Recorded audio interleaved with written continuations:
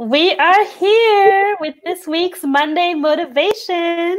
We are here with James, Mr. Speaker Sears. Say hi to the people. Hello to the people.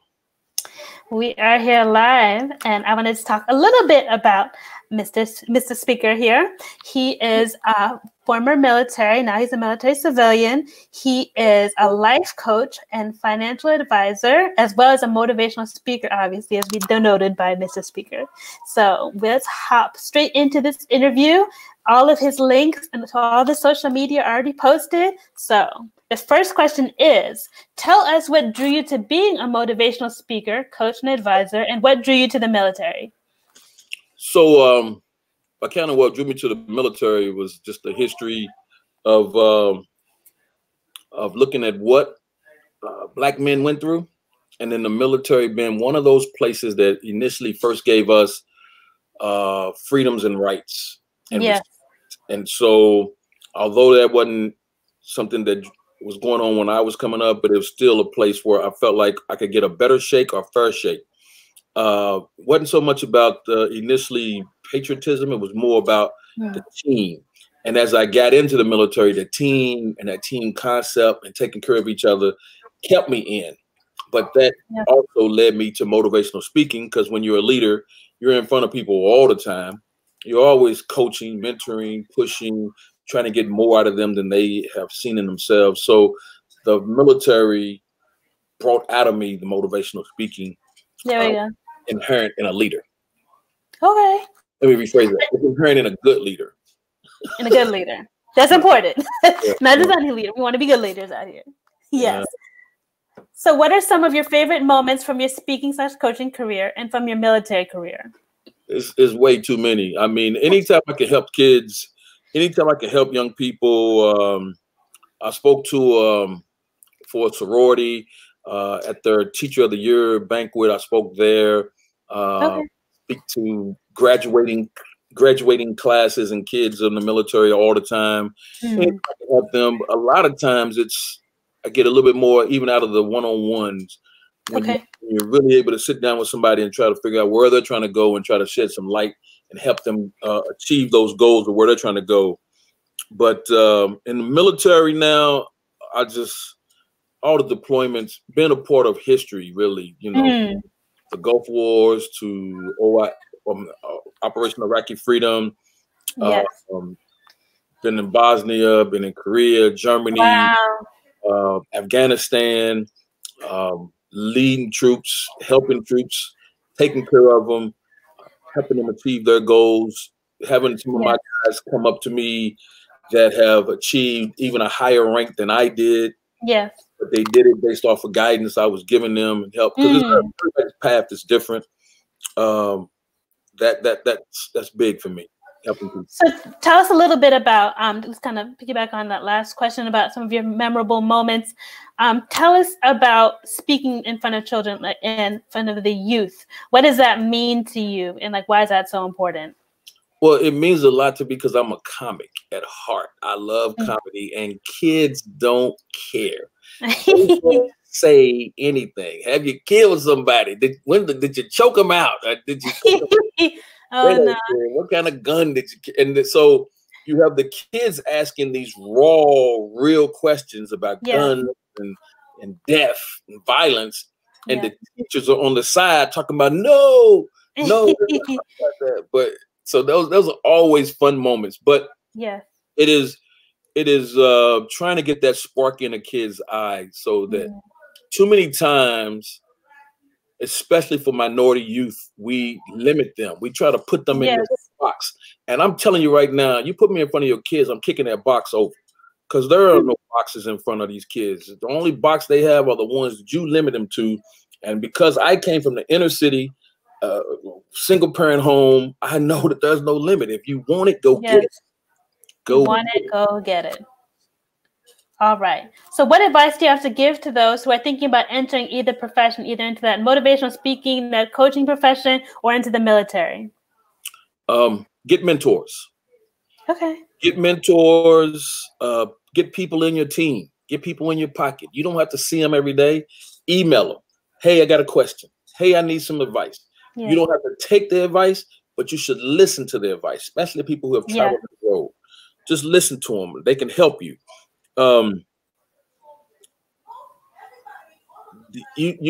This is important. You got to read. You got to study. Oh, yes. You got to Yes. be on top of your craft. If you think I got to the top of the Army or doing what I do, or I can hold my own with the rest of these people out here who don't think like I do, without reading, without researching, without having to listen to Fox News to hear what they're saying, at the same time listen to CNN, so that I can move and ebb and flow in both arenas. Even though I don't like one, I may like another. It doesn't matter. I got to know both sides. The best thing the military taught me is study and know your enemy or your opponent. And or you're going to lose that fight, because they're going to come at you with stuff you ain't never seen or never heard. Yes, yes. Amelia Dangerfield says yes. Yeah. That is so true. You got to be the smartest person in the room. And you may not be, but keep striving. You'll get there. Keep striving. And so tell us, fun fact, how did you get involved in spoken word and performing? So, on a deployment to Iraq, I was in charge of, I had a huge mission with a lot of people, trucks on the road all the time, and that's nerve-wracking. And they had an open mic 2 weeks in Iraq, and I couldn't even spell poetry at the time. I was poetry. Was that even for? But it was something different, so I went a few times, and it drew me in. And then I realized how therapeutic it was to write. Yes. And let me just tell you, fun fact: the women were destroying the men in there, and it's so you know, in a military setting, the ratio is 10-1. It's 8 or 9, 10-1. It's all these men. Very few number of women, and the women, one particular day I went, like day 2 or 3, the women absolutely went bonkers on the men, and the men had no responses. So I spent the next 2 weeks writing, because I was like, this ain't good. No. Going down like this. But yeah, it's because it was so therapeutic. It helped me to relieve and release stress, focus. And then I realized I could teach, coach, and mentor through spoken word. So it got me, and then it kept me. And I'm a jock, so writing and poetry was just not something I wanted to ever think about doing. But now it's a passion. Amen. Awesome. And so, what words of advice do you have to give to those who are currently quarantined in light of the pandemic and how it has affected our society today? Number one, common sense. Use common sense. Don't be. I'm just telling you right now, there's a lot of stupid people out there, and if I offend you, that's probably because you know. Look, don't be stupid. Just point blank period. Number 2, take care of yourself and your family, and know that just because you understand what asymptomatic is, you may have it, but you don't know it, and so you're spreading it without knowing it. Yes. What we're trying to prevent people from doing. But I would say in your quarantine moment, get those things done that you've been waiting to get done. Yes. Write down something. Write down. If you can't do it all in one setting, just start writing notes. Clean your house. Make a budget. Do those things that you've needed to do. And then if you don't have any of those things to do, make a list of people to call. Yes. Especially the elderly who need you to call them. They can't. You don't want to visit them, but call them and show them love. And then trickle through some time. If you got a little money, send them some flowers or something like that. Call them at a minimum. Anybody in your family that's elderly, you should be calling them and letting them know you love them. Yes. If you do love them, I hope you do. Yes, please love our elderly and our grandmothers, grandfathers, aunties, uncles, great uncles, all of those people. Love on them. Show them some love. So, how are you staying encouraged during this time frame, and how have you been affected? My job, as a Department of the Army civilian, I'm the lead in the Army for mortuary affairs, fuel, water, and what we call area delivery operations. So for my team, we have sent soldiers up to New York. So I've been on constant phone calls. I work from home. I've been working from home like 4 days a week. One day I go in. That's going to change this week. I'm going in every day this week. And then, wow.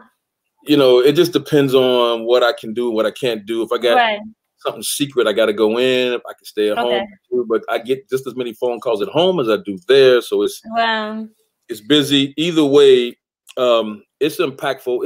It's impacted me because I've just realized, I mean, it's helping me realize that how vulnerable my community of people are and how vulnerable we continue to stay on the fringes, that when something happens to America, then something drastic, Katrina, COVID-19, and how we're high in numbers of those who are dying, that concerns me. It should concern a lot of us. And a lot of times we don't think about these things or who we may put in leadership over us during the Katrina or during this, when we put in people who aren't attuned to the African-American community or communities that are full of minorities. They don't understand that. It doesn't mean that they're racist when they don't understand what we need, our needs and our desires. And a lot of minorities have pulled away from Donald Trump. He has no idea what's going to help us, what's going to do. Minorities pulled away from. And when I say minorities, I don't mean the Condoleezza Rices of the world. Because I don't see her as being as attuned or as connected. Well. There, and it looks like she is, but she may not be. But we got to help people understand where we are and what's happening to our community. And you got to be a little more active. Right. Amelia Dangerfield says, God bless you and thank you for your service. It truly blessed me, baby girl. I don't know who you are, but God bless me. So she says, say that again. Yes. So, how are you reaching out to your community during this time frame? And talk a little bit about your spoken word event that you have as well. Yeah, I'm on a Spoken Ink. Matter of fact, we're broadcasting at 8 o'clock tonight. Yes. So tune in. Yeah, 8 o'clock tonight. We come on Spoken Ink. Let me get 516-418-5570. It's a blog talk radio. You just call and listen in. We'll do some talking. We'll talk politics, poetry, whatever else comes to mind. We'll do that. Yes. Give me the question one more time, because that was something else I was going to tell you. How are you reaching out to your community during this time frame? So my first cousin, who I love dearly, is a nurse in Chicago. So I wrote a piece for her and broadcasted it and sent it to her, and it sort of kind of went viral for a nurse. But that's what poets do. But I'm not. I can care less if it goes viral. It didn't make me any money, and I'm not you make money. But I'm just saying. Yes. If you go on Mr. Speaker Sears, my Facebook, and scroll down, you'll see me do that poem on there. Yes, so check that out, y'all. And so what words would you like to leave our audience with on this episode of Monday Motivation? Last question. Yes, we've been working on this last question, right? Yes. So the first thing I want to say to you all is write a vision board. Write a vision board for your life. Now, that's not in concrete. It's a guide. The guide can change. You meet the person of your dreams tomorrow, change the vision board. Or you should write it right the first time. If you were looking for this person, put them on there. Looking for a guy that looks like Denzel, or a person who looks like whoever. Do your vision board and be honest with your vision board as best you can. It's private, it's yours, but it's a living mechanism in your life, meaning it should be updated as often as it needs to be. I want to give y'all some financial guidance. Yes. First thing I want to talk about are goals you need to set, because this is an invest. I'm trying to invest in you. Yes. Set some goals. So you do your vision board, then set some goals. Some goals could be get out of debt, live out of debt, get an emergency fund established. An emergency fund could be $1,000 initially. Don't live on credit cards. Control your spending. Live on a budget if you can. But just do some things to set some goals. If you need some help with those, look me up. I can help you. The next thing, let's talk about credit. Yes. Credit is good. It can be used. It should not be abused. Now, the goal is to not even need it. I know that's radical to a lot of you, but you don't even want to need it. Like right now, I don't live on no credit. I don't want to live on credit. Credit is for the wealthy. Think about it. If I'm wealthy and I've got money, they'll lend me money at a very, very cheap rate. 1% of this and that. But if I'm poor and I need credit, that's when I get the 18 and 25% interest rates. Yes. So they use credit to hold people down. Let's wonder who are those people they're holding down? Us. Us. The goal is to get away from credit altogether. Now use it as you need it, but don't live off of it. It cannot be your lifeline. It's got to be a goal to get away from credit. But protect it. Protect it. Insurance. Let's hit insurance real quick. Life insurance is for the family breadwinner. Listen to me. You're not paying me. I'm just giving you the facts. Life insurance is for the family breadwinner. Well, I'm single. Well, then you're not a family breadwinner, meaning nobody else is dependent on your money if you pass away. That means if you want to leave some money to someone, do that. But if you're a family breadwinner and if your death is going to cause harm to people, then you need life insurance to protect them people. Yeah. Let's say a husband and a wife. Be very careful. A husband should buy insurance on his wife because he's concerned about her loss and how it's going to impact him. And a wife is concerned about the loss of her husband, so she's going to in turn buy life insurance on him. So each person buys life insurance on the other. That's a protective mechanism, because if you buy insurance on yourself, you will not outlive yourself. That life insurance policy may not be claimed because somebody may not even know you have it. Well, if you do know you have it, it's going to be paid to it's got to go through probate, and then it's got to be paid to your estate first. Yes.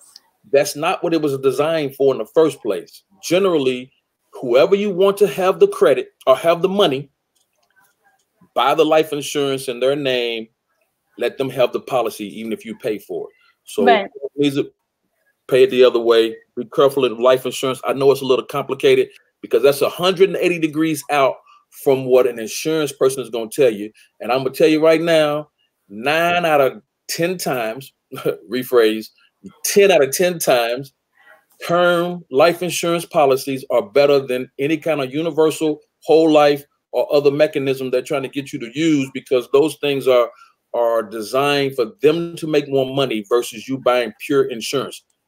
I hope y'all are listening to these nuggets we're dropping. Because every time you buy car insurance, it's a term. Nobody's trying to get rich off your car insurance. Term. They're trying to get rich off your life insurance, so they put this whole life, universal life, and everything else, other kind of sweepstake life, college. No, don't do it. All right. There you go. Investing. Yes, investing. Pay yourself first. Give yourself something. Pay your bills. Take care of yourself. Now, the investments are important. Clearly, you might not even, you may not always understand it, but if somebody tells you, hey, I lost money in the stock market, no, they didn't. Only if they pulled the money out did you realize the loss. If you're in the stock market and it crashes, you put more in because stuff is cheaper than it was yesterday. If you're in the stock market and it goes up, generally you pull your stuff out because stuff is at a premium. So be careful what you hear. Do some research before you get in there. Get a Roth IRA if you're going to invest for your future. College, get a 529 for your children, or mutual funds are good, but understand what you're doing before you get into them. Okay. Yeah. The credit bureaus have your credit file. Call them so you can see. If creditors are calling you, call them back. Figure out what's going on. Negotiate with them. Get done with it. But set that in a goal. Get out of it. The best purchase you can make is a home. Maybe not up here in this Northern Virginia area, but make is a home because it generally appreciates and helps with tax credits and tax write-off.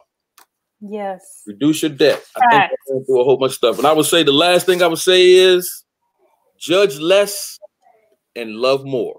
What we all need. Judge less and love more. Thank you so much for all this wisdom that you have shared, y'all. This has been a treat. This has been a whole meal, not a treat. This has been a whole meal, okay? And so to book Mr. Speaker, James Mr. Speaker Sears, you can call him at 757-870-0441. And I place at the top of this all of the social media links where you can follow him. Please follow him and support this man because he is supporting you. He is giving you the most, everything in this interview, y'all. Everything, okay? So this has been an episode of Monday Motivation, a special broadcast. We want to thank you so much, Mr. Speaker Sears, for coming on here. Y'all, we are out. Take care. Bye-bye. Bye.